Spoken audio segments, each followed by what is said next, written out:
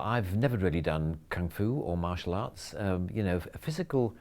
I'm a relatively flexible person, relatively fit person, but I'm completely unathletic and unsporty. Always have been and always will be.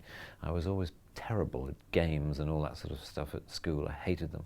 I think I hated the organised and team nature of the events more. I think I had a sort of psychological problem with sort of sharing a goal with others, which may be more my problem than theirs.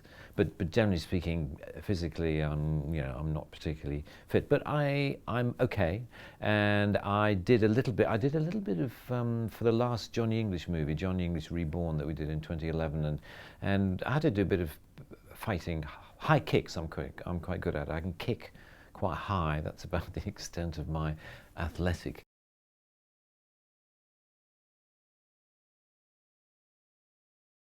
My main problem with the Kung Fu Snickers ad was the heights. Was shooting up high on rigs and things and running across the roofs of buildings. I'm not good at heights. I don't enjoy that at all. I've done a few movies. Actually, the first Johnny English movie again, when I know I had to fly down on a rope and grab a crown off John Malkovich, and it meant starting at a height of 60 or 70 feet and coming down, and every time I must have done it 20 times.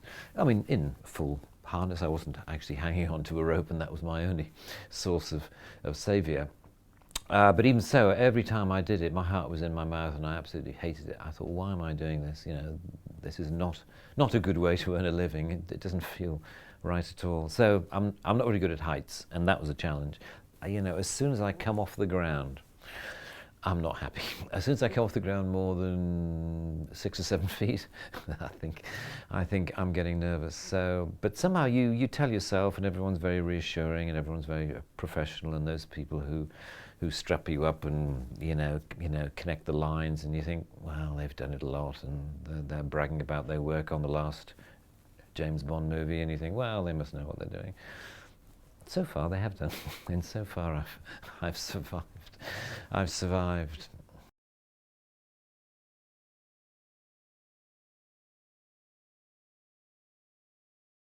I certainly wouldn't have wanted to be a politician. But the engineering side, yeah, it's odd because a lot of people think that I should have done something more artistic, something more obviously creative or linguistic at universities, that I should have been studying French literature or Russian or English even at university, like most of my peers were. But I really wanted to do engineering. I've got 2 degrees. I've got one in electrical and electronic engineering, and then a master's research degree in engineering science, in control systems, in self-tuning control systems, just in case you want to know. And I really enjoyed it. I think what I thought I may have done was to end up on the technical side of show business. I think I may have been a cameraman or a sound engineer or something along those lines. I think I was drawn to the industry, to the business we call show, but I actually remember I applied for a job, a vacation job with the BBC when I was 18. When I was at university, in a summer vacation job, and I failed. I failed the interview. I remember I passed the colour blindness test. I remember that, but I remember I was asked the question, do you think a television studio should be an acoustically live or acoustically dead place? And I said, oh, acoustically live. Sounds much more interesting, which of course was exactly the wrong answer. So I think that was the cause of my failure. So I think I might have ended up on the technical side of the entertainment industry, but I didn't. I ended up on the other side of the entertainment industry.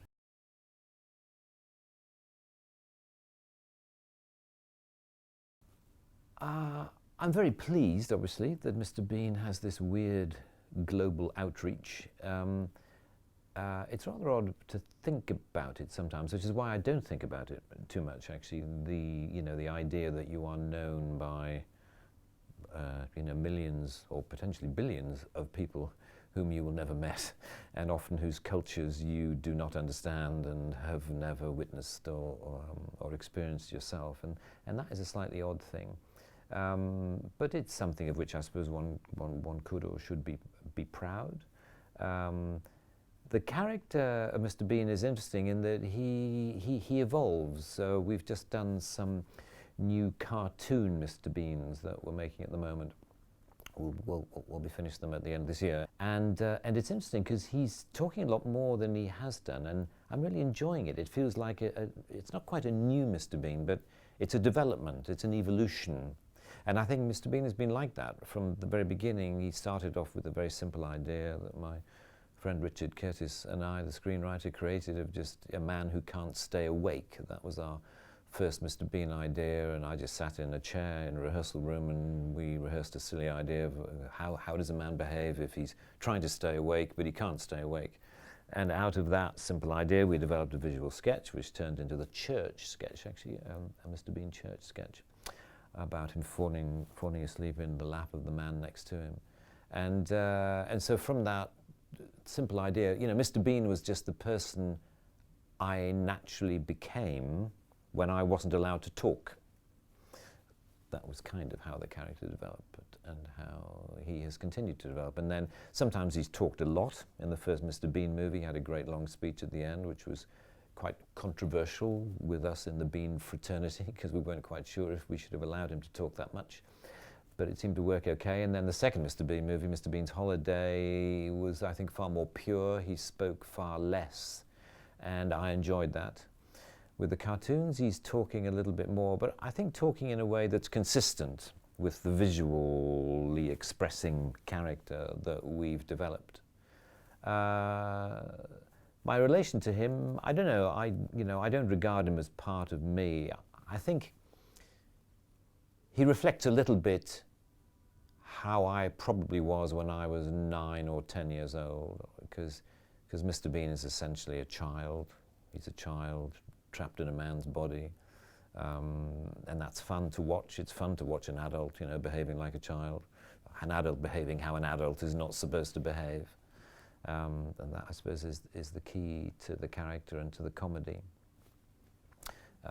But apart from that, I easily leave him behind. I don't find that he haunts me, not at all.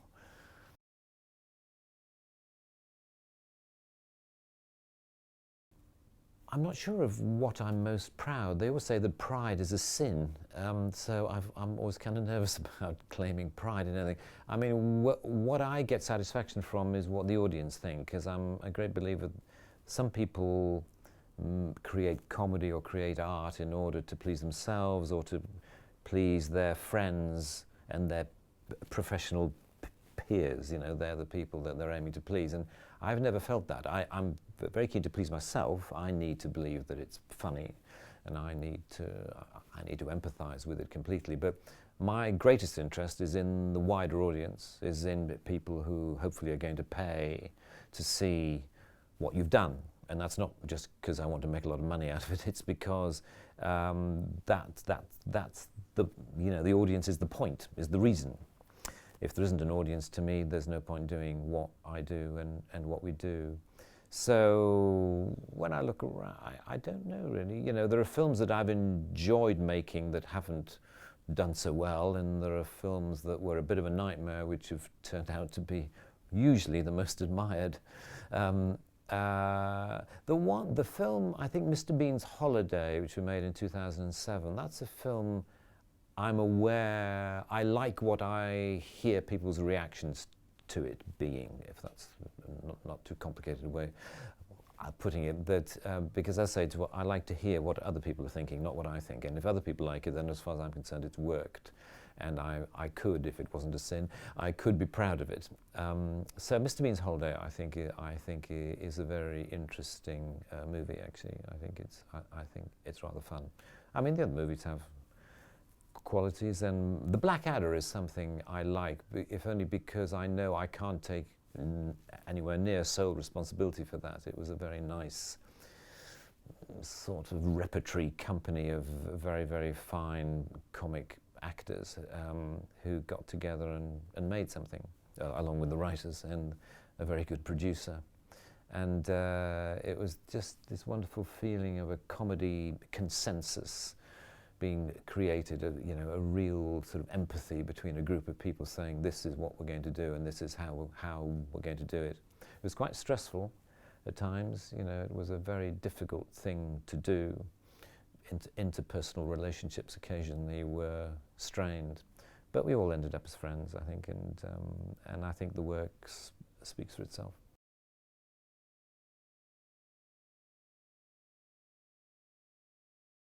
I never really wanted him to get too old. I've always regarded him as a sort of timeless, ageless, almost cartoon-like figure who always looked the same. So certainly I have to dye my hair when I play him now, which is fine. Although I was doing him for a sketch for a Comic Relief, a charity thing this year, and I was doing this only a few weeks ago. Mr. Bean at a funeral, we'd never had him at a funeral, so we thought we'd stick him in a funeral and see what happens. And I think the result is good. And a lot of people said, there's something actually rather interesting about Mr. Bean. He's almost more convincing as a middle-aged character than as a younger character.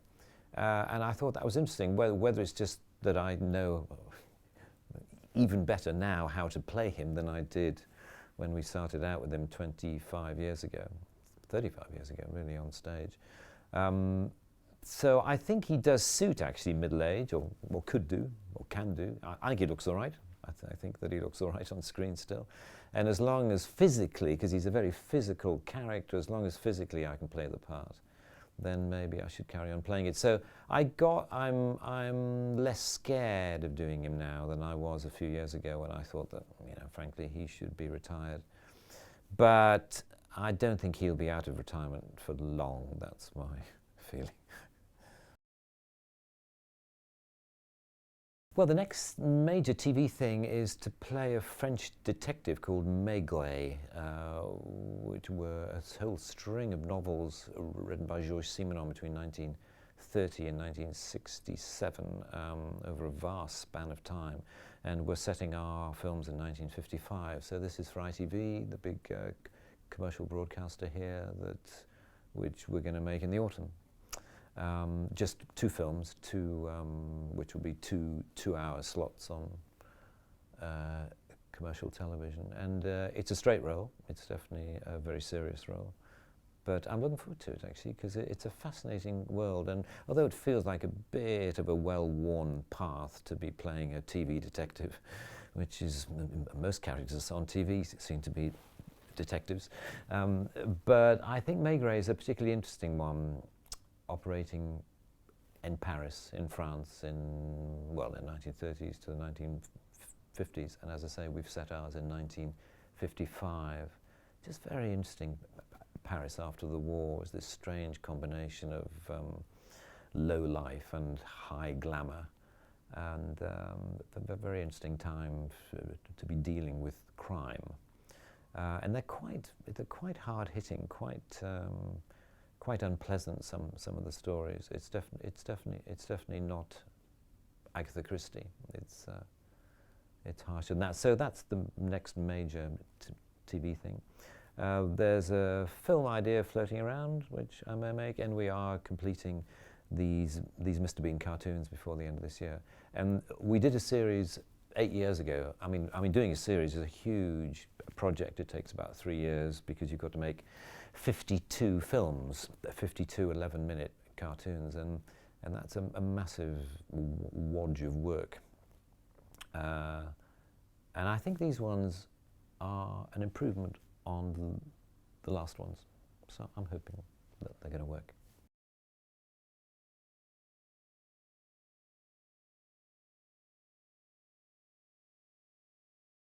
Yeah, unfortunately, being a bit of a perfectionist, I think the glass is normally half empty.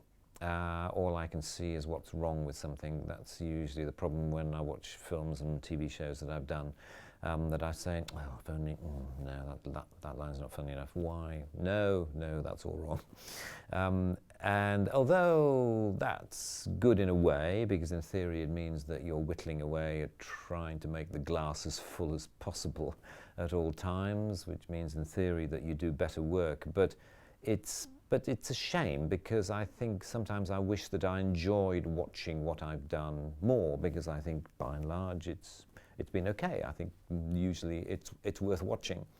But as I say, I get my satisfaction from the audience, from other people, and if they like it, then as far as I'm concerned, the job is done. And even if I don't like it, I'll never like it, so there's no point trying to please me. What's sometimes quite good is to leave it a long time before you watch anything. I know with the TV series The Blackadder, which we made a long time ago now, 20 years ago, more, 20 and 25 years ago. And I was on a plane only a few months ago, and they were playing, you know, The Blackadder. You could watch it on the plane. I thought, I'll watch an episode of The Blackadder that I haven't done for 25 years. And I thought, you know what, this is all right. I'm enjoying this, and I couldn't see what was wrong with it. I couldn't, the faults were sort of disguised. Maybe I'd just forgotten the experience of making it. You know, I couldn't remember making the program that I was watching, and I think that's a good thing. So it means you can just sit back and be a normal person watching it and enjoying it. So I can enjoy it now. But as I say, that's leaving it 20 years. So it's a long time to wait before you enjoy what you've done. Well, excluding anything to do with my private family or domestic life, I think the most important thing that happened to me in my professional life was to meet my friend, the screenwriter Richard Curtis, when I went to Oxford University in 1975. And in December 1975, there was a meeting called in the university newspaper for anyone who wanted to be involved in a comedy show, a comedy review, to go to somebody's room at 8 o'clock one night. And I turned up, and there were about 9 or 10 of us there, and one of them was Richard, and another one was me, and we met there, and we've been working together on and off ever since. And it's with Richard, you know, we created Mr. Bean together, and we created the initial version of The Blackadder together. We didn't do Johnny English together, actually. The Johnny English things have been done with other people, but in terms of live work, theatre work, TV work, really, you know, Richard's been the absolute, you know, linchpin of my professional life, and I couldn't be more grateful for what he's done, and couldn't be more grateful for the luck of meeting him. And I think that's one of the odd things about getting older. You suddenly realize how lucky you've been. I think when you have success when you're young, you think, yeah, well, I'm great. So, you know, no wonder I'm having this success. You have a fantastic self-belief, and you think it's all down to you, which it is to a large extent, but by no means in total. Whereas I think when you get older, you sort of think, God, if that hadn't happened, if I hadn't had that meeting, if I hadn't thought to pursue that. I mean, obviously you have driven yourself a lot, so I think one is bound to deserve most of the credit for what you've done, but luck plays a big part. And that's probably the luckiest thing that happened to me, was meeting Richard. The French comedian who's not particularly well known these days, called Jacques Tati, who made some very, very funny films in the 1940s and 1950s and 60s. He was a big hero, particularly in terms of visual comedy. And all those silent comedy experts like Charlie Chaplin and Buster Keaton and Harold Lloyd and Stan Laurel of Laurel and Hardy, all those sort of guys I admired hugely. But Jacques Tati was the big inspiration in terms of making me think that visual comedy in particular was going to be something I'd like to pursue and like to get good at. It was just, yeah, when I first saw a film of his, it was a real eye-opener. I have been to Russia. I came to Russia in 1991, which was quite an interesting time to go. And we were making a commercial, in fact, for Barclaycard, a credit card, and we filmed in Red Square in Moscow, and then we filmed at a dasher out on the coast. I remember two things about it. I remember it was very cold, and I remember being fantastically impressed with the skill of the driving in snow. I was in this massive ZIL limousine, which was a sort of big car of choice in the early 90s in Russia, being driven out to this dasher at a phenomenal speed by this brilliant driver. And as you may know, cars and motor racing are a big interest of mine. And the way he drove this huge car at such speeds on such a, with absolutely no grip between the car and the road, it was very, very impressive. I remember enjoying that. And then the second time I went, the second time I went to Russia was for the premiere of Johnny English Reborn in 2011, 2012. And it must have been 2011. And I remember, yes, actually it was, well, I remember seeing a lot more of Moscow. I mean, I haven't really been outside Moscow, I'm afraid. But we did a couple of very interesting TV shows, some very funny guys, funny satirical comedy writers and performers. And I appeared on a show of theirs. It's always very, very difficult appearing on a show when you don't speak the language of anyone else on it.